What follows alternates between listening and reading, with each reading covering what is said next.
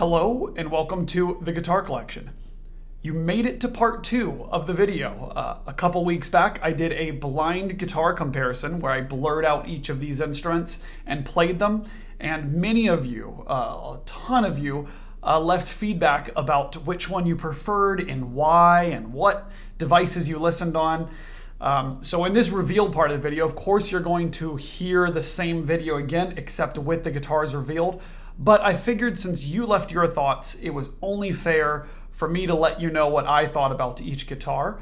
And I was really pleasantly surprised. So many of you picked up on a lot of the details that I feel about these guitars, being here actually in person with them. So I was glad to see the recordings translated, and I thought I would share a few short thoughts about each guitar, as well as show you all of these guitars, obviously without the blur in the video. So thank you so much for watching. Thanks for your comments. Does finding out about each one of these guitars and what they are surprise you? Let me know. I'm very curious to see if this is kind of what you imagine them to be. Thanks so much for watching, and please let me know if you like these types of videos, and I will do plenty more of them. Make sure to subscribe to the channel, and thanks again. Okay, so starting with what I called guitar number 1 in the comparison. This is made by the UK luthier Philip Woodfield. This is a lattice brace guitar, not in the Australian style, but his own lattice design. And many of you commented about the clarity of this guitar. I totally agree. It is a very clear, a very lyrical guitar. I think you can hear the lattice sound to some degree, but that's both a good thing and a bad thing. The response is really quick.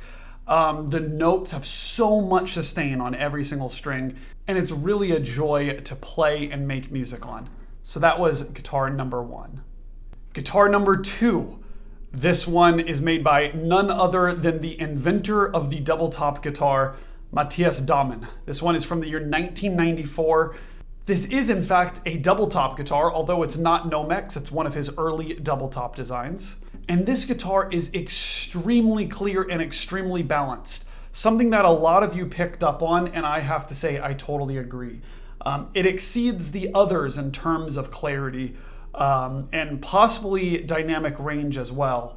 And I guess you have to expect that from the inventor of double top guitars and the very famous Matthias Dammann. Guitar number 3 was made by also the very famous German luthier, Tolz. This guitar has quickly become one of my favorite guitars in my collection.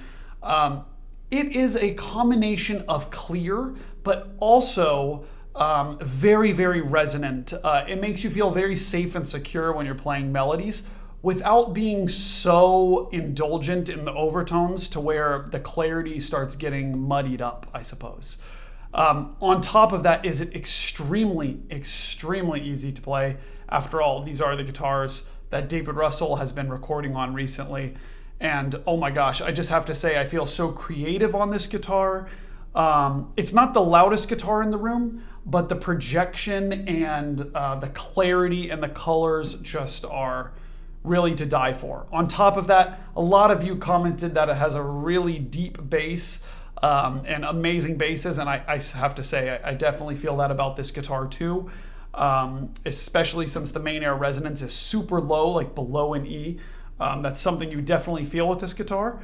That being said, every now and then it sounds a little bit tight, but I think it will open up with some time because this guitar is only a few years old. Now on to what I called guitar number 4. Guitar number 4 here is one of my few desert island guitars, and it's made by the Canadian luthier Martin Blackwell. This guitar's character, I think, was pretty divisive. Some of you felt that it had a nasal sound or that it wasn't as clear as the others, but some of you pointed out that it's very resonant and really has a great singing quality. And I have to say that I'm somewhere in between the two of those. This guitar is definitely not the clearest out of all the other guitars that I played. However, this guitar, it just sings. It sings like the most beautiful bird. It just is one of those instruments that you can constantly keep on playing. And actually, when playing it side by side with some of the more clear guitars like the Dammann or the Tolz or the Woodfield, which I think are all a little bit more clear than this instrument, You do notice that it's less clear. However, after you play it for some time, your hand adjusts and knows how to make it sound a little bit more clear. And then on top of that, you feel, I guess in a similar way to the Tolz, really safe and secure with every single little melody that you play. This is also a double top guitar. I didn't mention on the last one, but the Tolz is a double top, so is the Dammann, and the Woodfield, like I mentioned, is lattice braced.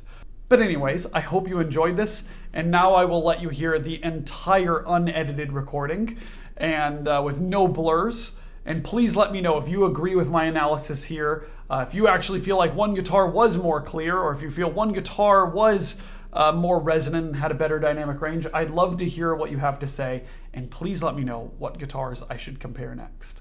Thanks.